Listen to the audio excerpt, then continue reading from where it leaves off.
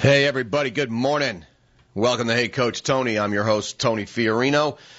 As you know, each week here on Hey Coach Tony, we tackle the hottest topics in youth and school sports. And as always, we want to know what you've got to say, so we've opened up the studio lines at 855-HEY-COACH. That's 855-439-2622.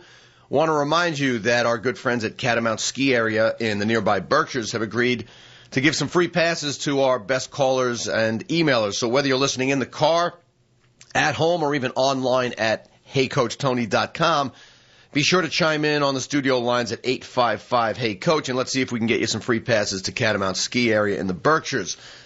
All right, well, this week, two main topics on the agenda. First, a few weeks ago, I found myself absolutely perplexed during the Under Armour High School Football All-America game when high school superstar safety Landon Collins made his announcement for his college choice. Now, it had been well publicized that Collins had narrowed his choices down to two schools, LSU and Alabama. Now, at the end of the game, Collins discussed the whole process that he went through and ultimately announced his decision to attend Alabama under Nick Saban. Now, the reaction from his mother is what floored me. She did everything except disown the kid and did so on a national stage. Collins' mom also is showing her displeasure by claiming that there are some illegal activities and illegal recruiting tactics being employed by Alabama and Nick Saban in particular, saying that a job, an illegal job, had been offered to Collins' girlfriend as an attempt to lure him to come play for Alabama instead of his hometown school, LSU. Now, others will insist that the mom simply ruined what was a once-in-a-lifetime moment for her son and did it in spite for various reasons, including the fact that the boy lives with his dad, the fact that he's not going to the school that she wanted for him. I got to tell you, I still have trouble getting my arms around this one, so I want to ask you folks, at this point, what do you think, and do you think that the decision on which school to attend should be on the shoulders of the athlete or on the family? Well, there's a lot more to that story, and we're going to get to that a little later on, and we will be taking your calls at 855-HEY-COACH. That's 855-439-2622. But before we get to that, there's a story I was hoping to get to last week, but we ran out of time. Every so often, if you're a loyal listener to the show, and I'm sure there are dozens of you, you know that every once in a while I discuss a modern-day invention that has truly revolutionized youth sports. I'm speaking, of course, about Silent Sunday. Well, at least it started out as Silent Sunday. Now there are Silent Saturdays, Silent Wednesdays, Silent Sidelines, you name it, but the concept is the same. In a nutshell, one day each season, a league insists that the parents and spectators remain silent for the most part and simply allow the kids to play and allow the coaches to coach. Now, for those towns and communities that have tried it, it is truly, I'll say, miraculous. And I have never heard of any negative stories surrounding Silent Sunday. Well, that is until now. In a town called Pauls Valley, Oklahoma, and I don't know if it's just named after the guy who found it, Paul, but anyway, Pauls Valley, Oklahoma, seems to be setting the right example for children as they grow. And that's been set as the goal for the people who oversee the youth sports programs in Pauls Valley. Having heard about Silent Sunday and all the amazing feedback that it's gotten around the country and quite frankly around the world, the town rec board decided to institute their own Silent Saturday. And again, I'm going to say Saturday, Sunday. I'll screw it up the whole show, but you get the idea. So the town decided to institute its own Silent Saturday. So far, sounds like a great story waiting to happen, right? Well, hold your horses a second, because a local woman by the name of Linda Pendley, a mother of two children in the youth basketball league in Pauls Valley, decided to take issue with this recent policy. Even though she knows it was meant to provide an environment favorable to the players during the games, she was quoted as saying, "I vehemently disagree with the policy. It is an infringement on freedom of speech." Well, I don't know what you think about this, or if you've had any firsthand experience with a Silent Sunday, but let me know what you think. I'm going to open up the studio lines at 855-HEY-COACH. That's 855-439-2622. Penley continued her argument against this idea at a board meeting that was held last Wednesday night. Her argument is that, simply enough, her rights were being violated and that it was unfair for parents to be limited to only clapping or visual supports. Another great quote from this woman at the meeting, she said, "I will not sit in silence to see my children play." She also noted that the recreation sports are the only such outlet for her children. And again, quote, "These sports are all that I have to cheer for my kids. This is unacceptable to me." Well, quite frankly, it's starting to sound like this woman's got some issues. If you feel that way, I agree with you. But several board members at that point had pointed out how the idea was not created to punish the parents, but rather to allow the kids to engage in a game without being distracted by a constant barrage of noise. Again, this all sounds pretty simple. They also mentioned that it's been successful in many other communities, and the plan was to try it out as an experiment and see how it went. The board also made it clear that the people would not be removed immediately if they accidentally blurted something out, but rather they would be gently reminded to respect the policy, and only those who took it to the confrontational level would be removed as if it were any other sporting event. Now, though the board said that they respected Penley's opinion, they were absolutely unanimous in allowing things to continue as planned with the first two Silent Saturdays. They were planning two of them. One was to be January 28th, the other to be February 18th. However, if you're a squeaky wheel, you make enough noise, things will happen. City manager James Frizzell from Pauls Valley, Oklahoma, then recommended, and here's where it gets really stupid, recommended that the board draft a resolution to be considered at the next city council meeting, which was held on Tuesday, the 24th, 4 days before this first proposed Silent Saturday. If you got an opinion at this point, give me a call in the studio. It's 855-HEY-COACH. I'm personally shocked that that this got to the point where they were using words like drafting resolutions for something as simple as a Silent Sunday. And we do them every year. Most of you know what I'm talking about. If you don't know what I'm talking about, call the studio and I'll let you know how this whole thing works. It's 855-HEY-COACH. Now, as you can imagine, what was already a controversial topic quickly became a matter of debate at this January 24th meeting. After receiving a unanimous vote, mind you, and a unanimous vote on January 11th, the issue was met with more delay when the council members all of a sudden found themselves in a hung jury with a 2-2 vote. There are 5 board members, so if you're wondering, hey, Oklahoma, you're an idiot, don't have an even number of members. There were 5. One of them was not able to attend that meeting. But since this resulted in the agenda item being unresolved, guess what? It means that at least the first Silent Saturday that was supposed to take place on January 28th did not happen. This city manager guy, James Frizzell, was quick to note that the matter could still come back before the council with 5 other weekends left in the season. Between you and me, I don't think that's the point. You got a mom who doesn't seem to be thinking straight, and she put the kibosh on something that has been nothing but positively received throughout the country and throughout the world. But in any event, according to a couple of the board members, they managed to talk to 17 or 18 of their coaches over the previous 2 weeks and a countless number of parents, and didn't come across anyone besides, of course, Penley, who said they don't feel like they couldn't have participated in a Silent Saturday. So I don't know what you think happened here, but the studio lines are open at 855-HEY-COACH. Before I get to your calls, I want to give you a couple of insights on my own. First of all, if you think this lady is nuts, hang on a second. You don't want to shake this family tree too hard because nuts are falling out all over the place. Let me explain to you this. Donnie Penley, who came to the meeting with his wife, Linda, also took issue with some of the board's statements, noting how cheering and support should be allowed every week, and how that was what he saw as the only noise. He added how he hadn't seen examples of parents being unruly at the games that he had attended, and didn't see why the parents' opinions didn't matter as much as the kids who played. The statement he's reacting to is the board members basically said, this is about the kids. We will try this out and see what the kids think about it. We don't really care what the parents have to say. And I think they used those words. So again, if you're out there burning your bra in protest to this rule.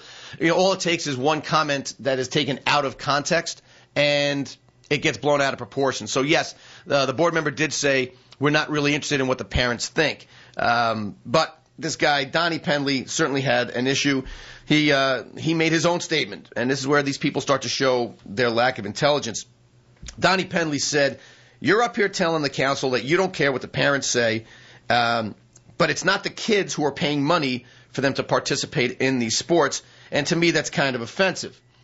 I understand you want feedback from the parents and from the kids, but to get up here and say that you don't care what the parents say, that's kind of disrespectful." Well, short answer is I don't think it's disrespectful, because I don't care how you say it, kid sports are for the kids, first, foremost. Just because you pay, just because you write a check to make sure your kid can put on a pair of shin guards and play soccer or lace up the sneakers and play basketball, gives you no rights.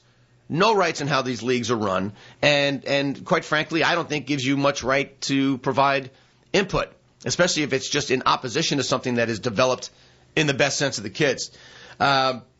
We're going to have to go to, I got a couple of emails here. I got a couple of calls we're going to get to, but we're going to have to go to a break before that. But before we do, I want to welcome a new sponsor to the Hey Coach Tony show. It's the folks at The Little Gym. Just who is The Little Gym, you may ask? Well, the technical answer is that The Little Gym is a premier developer of physical skills in children worldwide. But there's so much more than that. Their curriculum-based programs help kids build the confidence and skills that they need at each stage of childhood. Participants in the Little Gym's programs develop motor skills, social skills, listening skills, creative thinking, and most of all, confidence. Sounds like a lot of work, right? But what's really cool is that the kids don't realize they're working. They just see the Little Gym as a place to have fun, laugh, and make new friends. What do they do at Little Gym? Well, if you were to peek in on a class, what you would see is a group of kids having a lot of fun. You'd see bouncing, tumbling, hanging, jumping, but it isn't just fun. It's serious fun. Each activity is developed with a purpose. Kids may just think they're walking the plank on the balance beam, but what they're really doing is building their balance, confidence, and imagination. Children enrolled in classes at the Little Gym develop skills that will help them lay the groundwork for success in all areas of life, even in school. They like to call themselves the jelly to the school's peanut butter. I like that one. I might steal it. The instructors are experienced, friendly, and fun, and they emphasize developmental skills like sharing, taking turns, listening, following directions, all crucial for your success in school. They've got a number of classes through the week to ensure that they have one that fits your schedule. Classes are designed for kids between the ages of 4 months and 12 years, and classes will be taught from 8 a.m. to 7:30 p.m. on weekdays and from 8:15 a.m. to noon on Saturdays. Let's not forget to mention that it's also a great place to host your next birthday party. So go ahead and sign up for a free introductory class and see what our version of serious fun is all about at the Little Gym. When we get back, we're going to take some of your emails and your calls. We also are going to be highlighting the Darien girls gymnastics team as our Hey Coach Tony Team of the Week. You're going to want to stick around for that. You're with Hey Coach Tony. We'll be right back. Coach Tony. Hey, welcome back, everybody. You're with Hey Coach Tony this Saturday and every Saturday morning at 9 a.m. Quick update for you folks. As you may have heard, the Hey Coach Tony show is going to be picked up with a live TV simulcast on CPTV Sports. Target date, I thought was February 25. I'm hearing we're on a little bit of a delay, and it's due to the fact that one of our techs over there has undergone some very serious surgery. He's working very closely with me on the show. But don't worry about the rest of the state of Connecticut. It's going to be into some real good Hey Coach Tony goodness before you know it. But what we're talking about this morning is a little town called Pauls Valley, Oklahoma, where they were trying to institute Silent Sunday, or in this case, Silent Saturday, which is something that's been developed in the best interest of the kids. It is basically the notion that we as parents and spectators need to keep our mouths shut at least one day out of the season and let the kids just play and let the coaches coach. Seems simple enough, but one woman in town decided that she was going to play her version of Footloose and put the kibosh on anything that was going to resemble something beneficial to the kids. She stirred up some muck at the board meeting, and the bottom line is, in this town of Pauls Valley, Oklahoma, the town board caved. Not a backbone to be found, and they did away with the first of two planned Silent Sundays.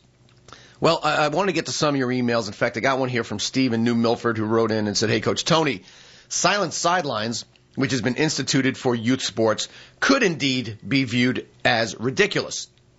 That is, if parents were proper spectators for their children's games and only shouted encouragement to the players as they should. Since they can't seem to remember that, their children become embarrassed by the actions of their proposed role models, and since they forget that, there is serious merit to the notion of silent sidelines. I coached my daughter's soccer team for several years while they had silent sideline weekends. As a coach, I hated it. However, I focused on coaching the girls and demanded that the parents maintain proper sportsmanship toward the other team and officials."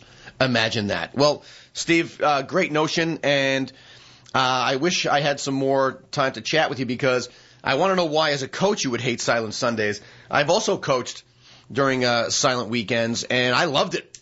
The kids could actually hear what I was trying to give them as far as instructions, and the parents weren't allowed to instruct their own kids. So as a coach, I fell in love with silent Sundays. I was carrying a picket sign in front of town hall begging for silent season. If you're a coach and have some negative impact, or I should say have some negative notions or stories about silent Sundays, please call the studio because I'm dying to hear what the downside is of this. The studio lines are open at 855 Hey Coach. That's 855-439-2622. You know what? I promise I'd get to a couple of callers here. So, you know what? I think we're going to go to Joe from Brookfield is actually in on line one. So we're going to go to Joe. Hey, Joe, you're on Hey Coach Tony. How you doing this morning? Joe, you may have to turn down your radio. Are you on? All right, we're gonna we'll solve that problem, Steve. We'll figure out what goes there. We will get your calls. I promise you. But there's more to what's going on here than what meets the eye. Because if you think this town couldn't have come across as any more backwards in their thought process, well, you know what? Guess again. Here's how some of the other voting came down at this town hall meeting. Showing voices of support were Vice Mayor Billy Riddle and Councilman Gary Alfred, who were in favor of giving Silent Sunday a chance. Now, on the opposing side was the mayor of the town, a guy named Tim Gamble, and Councilman Hal Blevins, who were not comfortable with the policy's enforcement. For Gamble, he didn't see the point of doing a Silent Sunday if it was not going to be done full time, and Blevins just couldn't understand how yelling could be separated since it comes so natural no matter what the sport is. And he was quoted as saying, "The noise and the stuff," and I got to quote him. So he said, "The noise and the stuff goes along with it whether you are at a rodeo or a wrestling match. We've got a wonderful facility out there, and I can't conceive parents, grandparents, spectators, and stuff sitting mute on the sidelines." Well, gee, maybe you can't conceive of that because you're equating a youth sports event to a wrestling match or a rodeo. I mean, listen, I know it's Oklahoma, but if you're comparing a youth basketball game to a rodeo or a wrestling match, that's a special kind of stupid. And I don't know how else to say that. I mean, you just got to be kidding me. Got to be kidding me. All right, apparently Steve tells me we still got Joe from Brookfield on line one, so we will give it another shot here. So, Joe from Brookfield, you're on Hey Coach Tony. How you doing this morning? Tony, how you doing? I think I'm late to the party. I'm a first-time caller. First-time caller? Well, you know what? Better than a no-time caller, man. What do you got for me? I love the strong opinion, so it's perfect sequence here Saturday mornings in Brookfield. I think Steve in New Milford made a good point because not with the coaching aspect, but the other side of it was you're thinking it would be a policy that the leagues put into play that actually helps address a problem. But instead, they reverse it because of the free speech policy. When you throw that around, I'm not surprised at all that a board, hey, that's what's even scarier. Dude, here's the problem I got, Joe, because I'm tired of hearing free speech. I'm tired of hearing free speech. You know, let me ask you this. If you're at a sporting event and you decide to use profanity from the stands or from the coaching sidelines, what happens to you at that game? A lot of bad things. I mean, I am 100% on your side. I'm just worried that using free speech is the buzzword that gets you out of anything. Well, exactly, and that's what kind of bothers me. You know, for this lady to hide behind something that is, you know, free speech. Well, you know what? Nobody knows what free speech really means. freedom of speech is really freedom of opinion is really what it is. Because guess what? If you go into, and it doesn't have to be profanity, if you go into, let's say you and me and our wives all go on a double date and we're going down to see a play. If it's a serious drama and we just decide to get up and start chanting or doing anything or just being noisy, what's happening? We're going to be asked to leave. They didn't have to institute silent matinees, right? No, I know. It's actually, that's I think what Steve was alluding to. The fact that it's absurd that you have to enact a policy like Silent Sundays. Mm-hmm. But what a great idea. I've actually never heard of it before. I have an almost 2-year-old at home, so I'm kind of new to the youth sport policies. But it sounds like an unbelievable measure. And I think what comes out is, like, I know you're going to get to the Collins story a little later, but both stories are interrelated for me because you have parents putting their needs and wants ahead of the kids. You just identified the biggest problem between parents, coaches, and kids in youth sports, and you couldn't have said it any better. Now, I will tell you, if you've never heard of a Silent Sunday, when your kid, 2 years old, so in another 2 weeks, he's going to be in the embryo soccer league because they start him very young. But the point is, at a soccer game, and that's what it started in just outside of Cleveland, Ohio, I believe, and it was done with an ASO soccer group. It's magical. And if you're going to stick around and listen in a little bit, I'm going to get back to what makes this thing magical. But I got to tell you, hey, Joe, I appreciate the call, man. I'm glad you're enjoying the show. I hope to hear from you again really soon. Great to hear from you, man.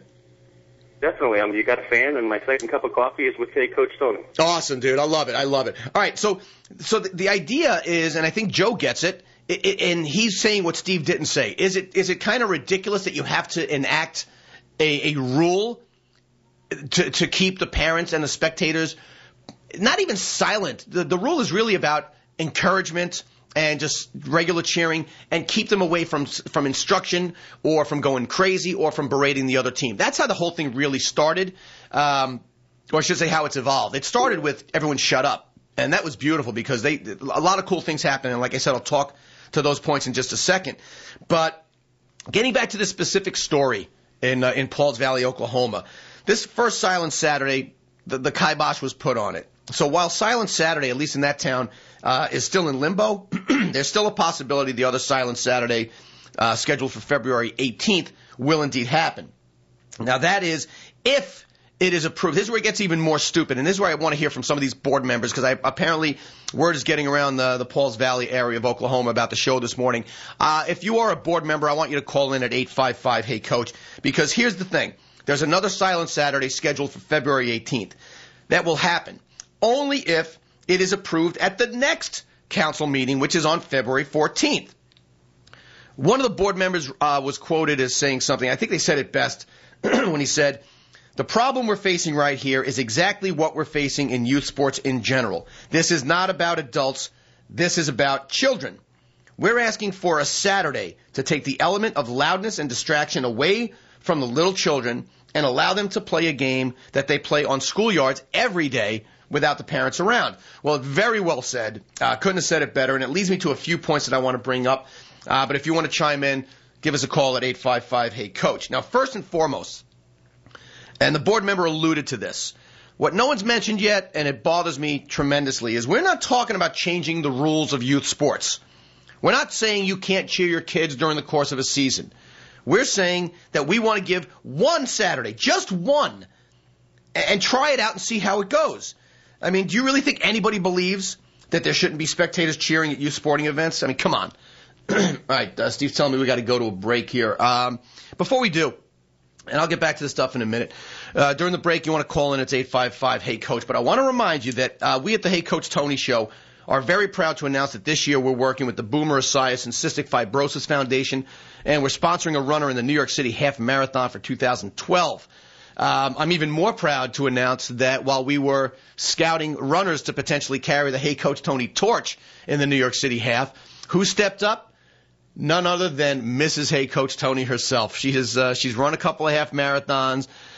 She was going to take the New York City Half off, but with the money that we're raising on behalf of cystic fibrosis, she stepped up. And, honey, I'm very proud of you. And we know that there have already been several supporters and sponsors of the show who've stepped up to help us. In return for their support, I want to give them some recognition.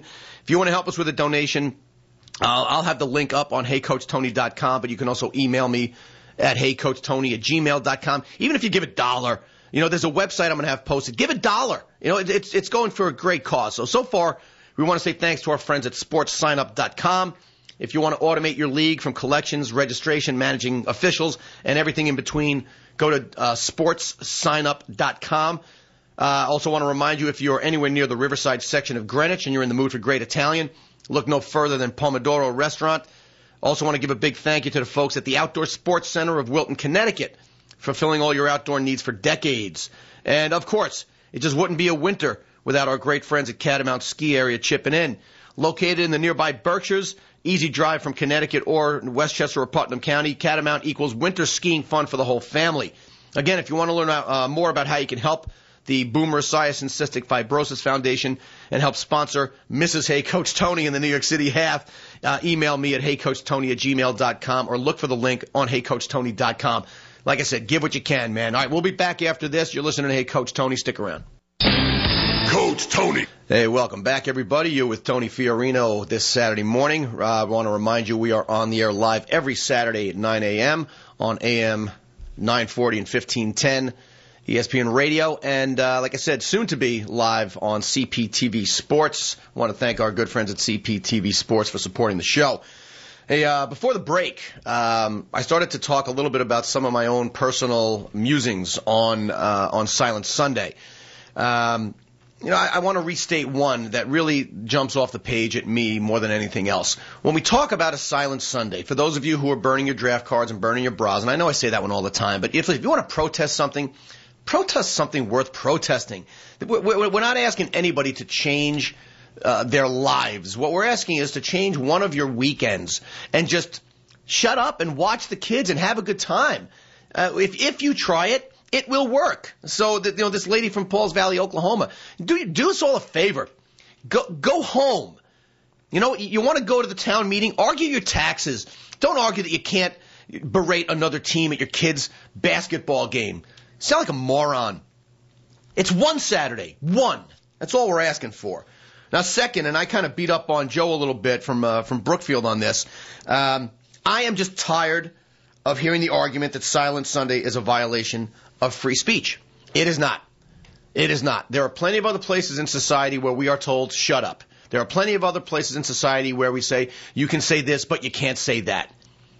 And if there's ever been something more appropriate than a youth sports event for this, I've never heard of it. If you got to be quiet in a library because someone's reading, if you got to be quiet at an event where you paid, $80 a ticket to see a Broadway play and you got to be quiet, don't make a big deal out of having to be quiet at your kid's, embryo soccer game. I'm not buying it. Neither is anybody else. And if the board members from Pauls Valley, Oklahoma are listening, and I know some of you are, don't be a chicken. Call the show and stand up for the stupid decision that you made. Secondly, get the bone out of your head, stick it in your back, and stand up to this one squeaky wheel who is going to do more harm to your youth sports program than any good she thinks she can possibly do. And her husband, who had to hold the leash and bring it to the meeting. Come on. It is about the kids. It's not about you. So grow up. I was all cheery and now I'm all mad. All right, anyway. It's also important, getting back to some of the lighter side of Hey Coach Tony, it is important to make note of other things that occur during a Silent Sunday. And after we do this, we're going to get into the Landon Collins thing and take your calls on it at 855-HEY-COACH. But let's talk about some of the other things that happen during the course of actually, you know what? I'm going to hold this thought because I just found out, Steve told me that on the line with us is Brooke DeLenche, who is the founder of momsteam.com. And she had an amazing, amazing point of view on this whole Landon Collins thing with his mom embarrassing him on TV. So I'm going to give you a little bit of a rundown. Landon Collins basically chose Alabama over LSU. His mom was perturbed, to say the least. And what I saw on the video was a mom who was playing spoiled little brat and wanted to go home. And because, we weren't playing by her rules, so she wanted to take the ball and go home. Bottom line to all this is, Brooke wrote a really cool piece. If you haven't seen it, you got to go to momsteam.com and check it out. She started to give us some of the points on the mom's angle of this, and I always love to get the mom's point of view. So we're not going to wait any longer. Let's get Brooke on the line. Brooke DeLenche, the founder of momsteam.com. Hey, Brooke, you're on Hey Coach Tony. How are we doing this morning? Hello, Coach Tony. How are you? It is so great to hear from you again. I cannot tell you again how much I enjoyed reading your piece. Whether I ultimately agree with all of it, some of it, or none of it, I personally took offense to the way Collins' mom acted. But do me a favor. Give us, and I know your day is busy, give us a quick walkthrough on, you spoke to this woman and got some insights about the potential illegal activity and her overall mindset about her son's decision on going to Alabama instead of LSU. Can you please enlighten us? So I began to hear all about the mom in the video, and I was a little slow to really watch the video. It was about 3 weeks after the Landon Collins, actually from Louisiana, made his verbal commitment after the Under Armour game back in the beginning of January. And his mother was very upset. You could see that she was not hiding her emotions at all. And so the question continued to come up. What was she thinking? Why would she do this to her kid? And frankly, I wanted to find out what was going on behind the scenes, just because I looked at that video a couple of times and I thought, you know what? It's not just the mom. He's not happy. And the family standing behind her are not happy either. What's going on here? Mm-hmm. So I was able to get her phone number, and I did call her, and I wanted to know what was going on. And, she has many concerns. She absolutely is right with all of her concerns, I believe.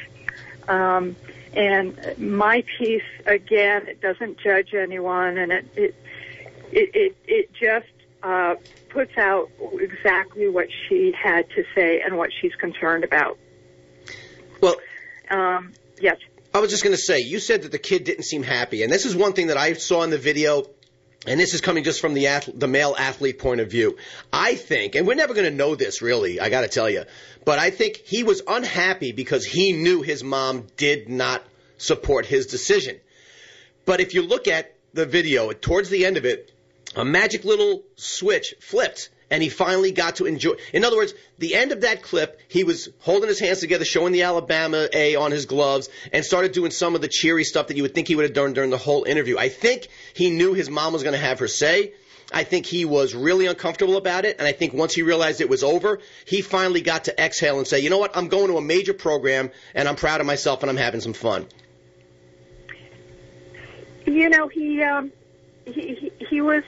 was a little bit torn between LSU and Alabama. Sure.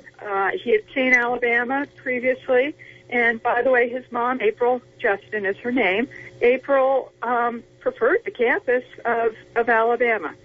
She thought that Tuscaloosa was a better environment. It was less of a party school, and she told me that her son is very down to earth, not a partying type of kid, never really played a lot of video games, and that she felt that campus was better.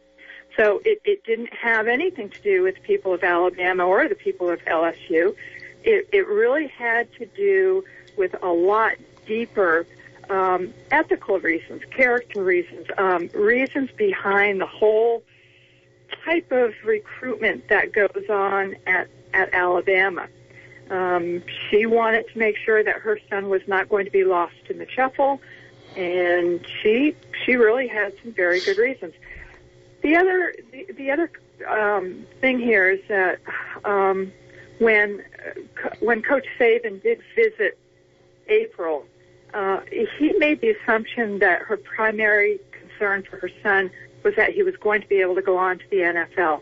And in speaking with April, that really is not the type of person she is. She's not concerned with the money. She really was concerned with making sure that her son is not lost in the shuffle, that he does get a good education, that he is treated fairly, and that, in fact, the assumptions that Coach Saban was making about April and about the family's goals, it just wasn't accurate, and she really didn't feel very good about that. Well, there are some mom things happening here, and I know you spoke to her on some of those points. Let me ask you this one, and it's only because I watched Mrs. Hey Coach Tony react on one of my son's first dates, and she was destroyed over the fact that there was another woman in his life. How much of this has to do with the fact that he's going to be further from home and his girlfriend is going to be going to school with him? He's been away from home for the past 4 years. Well, with his father. Hurricane Katrina devastated the family in many ways. It split them up. That was a really solid family. 2 boys in the family grew up together, played together, and we have to remember that younger son is Gerald Willis, who is also a stellar football player and has a letter from LSU and fully intends to go to LSU. So these boys were split apart. That's devastating for a family. Mom is an hour away. She's devastated. She never really got to see a lot of his football. It's very expensive to travel. Sure. An hour away, and on a single mom's on her income. So this didn't have to do with the girlfriend. I don't believe in speaking to her. It was much deeper than that. Tony, this was really about making sure that, and this is something that I talk about all the time, that you look at the full life cycle of your child and what he is doing or she is doing at the age of 17. We have to project into the future. Is it going to be good for their future? And she's very smart. I mean, one of the goals that Landon has is to be a Heisman Trophy winner. Mm-hmm. Why? Because he knows that he'll be in the NFL, and what's the life expectancy of an NFL player? I mean, the years that they're going to play. Is it the average 4 or 6 now? And then after that, they really have to carve out a niche for themselves. And many of the Heisman Trophy winners do go on to having really great careers. And that was something she's very concerned about. So I think this is a very complex situation. What I will tell you in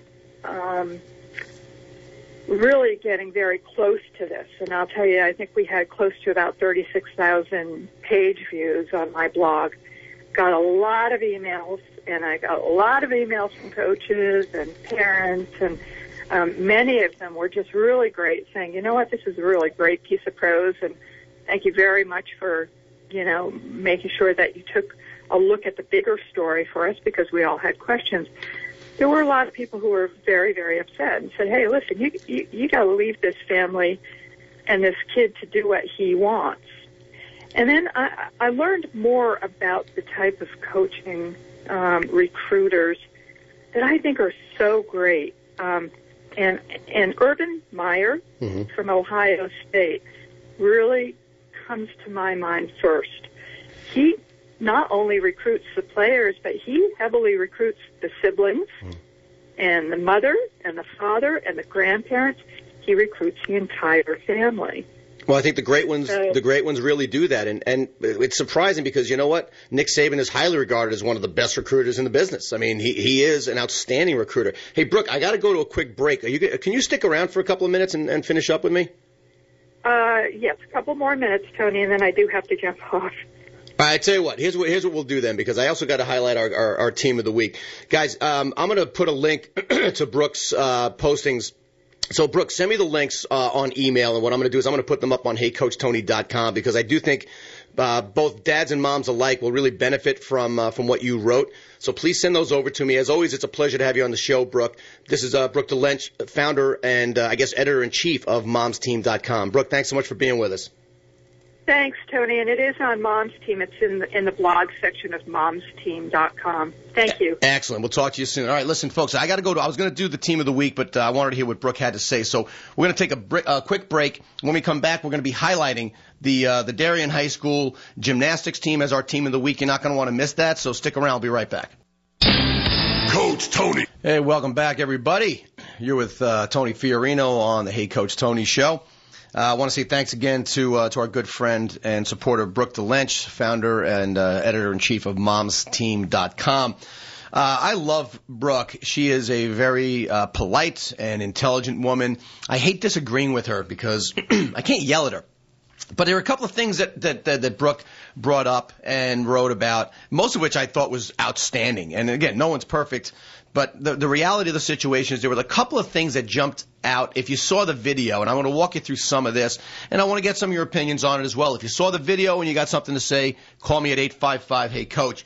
But bottom line to all this is April Justin may agree or disagree with her son's decision on where he wanted to go to college. But I think her performance, and I'm going to use that word, her performance on a national television stage in front of millions of people ruined her son's moment. You know, you can. There's a time and a place for the bickering. Here's why I don't support what he did. She came across as just a bitter person who didn't get what she wanted. I mean, when he announced, she knew what he was going to say, but when he announced it, she put on a show. She rolled her eyes, she shook her head, and then came out and told Darinoka that LSU was a better place for her son. It came across as so petty, it was embarrassing to watch. And the scene ended, fittingly, with the mother saying, "Go Tigers," contradicting her son in what is going to be a once-in-a-lifetime moment for the kid. Brooke was talking about the goal is to get the Heisman Trophy so you get to the NFL. Really? I don't know why I'm drawing a blank. I got a brain fart going on here. Who was the receiver from Alabama who broke his leg going for a ball in the end zone? You know what that guy's doing? He was a Heisman potential. NFL shoo-in. You know what the guy's doing now? If you watched HBO Real Sports, when they talked about whether or not athletes should get paid, he is a bank teller no more than 300 yards from the campus in Tuscaloosa. This kid thinks he's going to get a Heisman? Good luck. You think anything guarantees you an NFL spot? Good luck. Are you out of your mind? I mean, this was a typical example of a parent overstepping their bounds a little bit. She could have her opinion, and she's entitled to it, and most of what Brooke wrote about, and I do suggest you read it, most of it is accurate and correct. I'm more disappointed in the means and the demeanor by which this woman displayed her displeasure. And she can never take that back. I mean, it's really quite unfortunate. All right, I want to give you some more information about the potential reason for this the displeasure here. I mean, like I said, there are some grumblings around about whether or not the mom is upset that he's going to be further away from home and with his girlfriend. Brooke says that's not the case. Okay, I'll buy that. What really gets me is we're at a point now where I guess the question has to be asked. When you talk about a high-profile elite athlete and their decision, signing day, does that decision really fall upon the shoulders of the athlete, or is that decision one that still belongs in the hands of a parent? Because you know better than I do, there are 18-year-old kids that are being faced with life decisions. And part of me thinks that they should be consulted by their parents. So if you have an opinion on that one, give me a call at 855-HEY-COACH. Does the decision ultimately belong to the athlete or to the parent? Because parents will argue, I paid for the private lessons, I paid for the private school, I drove you around, I should have some say on where you go. Other people just say, hey, listen, it's my life. I am 18, and it's time for me to make those decisions. So we will certainly keep our eyes on that one, and we will take your calls if you got something to say on it. You know what? I want to. We got some time left. I don't want to leave the. I will take your calls, but I don't want to leave the topic of the Silent Sunday because there was one last thing I wanted to touch on. I didn't get a chance to do it because Brooke had called in. The things that occur on a Silent Sunday that are nuances, that are subtleties, that a lot of people overlook or just it glazes right past them. Here's what you should be thinking about. Silent Sunday does a lot more than just give kids a break from the noise. That's a really simpleton approach to that. it also gives the coaches a break. Meaning, one of the things that we hate as coaches is when we're telling a kid, do this, and you hear of their parents yelling something that's almost the complete opposite. It goes back to what we talked about just 2 weeks ago with parents coaching from the sidelines. That's a real problem. It's a thorn in the side of every youth coach who has ever put a whistle around his or her neck. The other thing that I think gets lost in the notion of a Silent Sunday, and this could be one of the most important ones, it gives us as parents and spectators the opportunity to see something really special. You want to know what that is? Most of this, you'll find, if you do a Silent Sunday, and Joe from Brookfield, if you're listening, I can't wait for you to do your first one and report back. The stuff that we tend to yell at and to our kids and the team in general, guess what? Most of that stuff that we're yelling at them, they already know. They're already doing those things on their own without us yelling it. And guess what? In many cases, you'll find that they're saying those things to each other on the field during the game. The instructions that we're all howling at them, most of them are actually talking amongst themselves and doing it. You know why we never noticed that? Because we're all so damn loud that we don't get to hear that happen. My first Silent Sunday was an absolute revelation. Did I slip up and maybe cheer at a time when I wasn't supposed to? Sure, and that's going to happen. And somebody says, "Hey, Tony, shut up, remember it's Silent Sunday." But I was really blown away with the experience of, guess what? Even though these are young kids, they do learn during the course of a week at practice. They do put into practice all the things that we teach them during the course of a week. They do communicate with each other. They are knowledgeable about what's going on in the game. They are developing as players.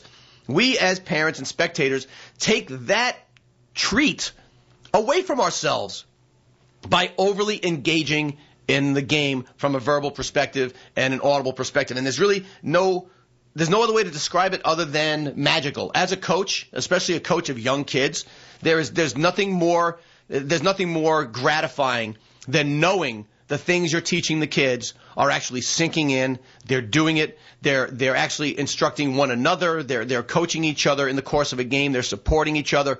And those things, guess what? You'll never experience those things if you don't take the 1 or 2 Sundays out of a season and shut your mouth.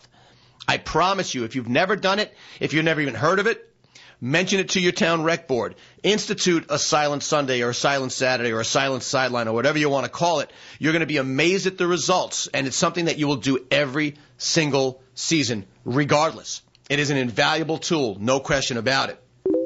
All right, listen, before we leave, guys, there's one thing going on. I want to, first of all, wish my daughter, Dominique, good luck. She is playing an in-town game right now, and she is going to be traveling to Brewster, right down the block from our sister station at AM 1510, WPUT. But more importantly, I want to congratulate her. My beautiful youngest daughter is celebrating her 11th birthday this week. And, sweetheart, I hope you are listening. I could not be more proud of the person that you are and the young lady that you are becoming.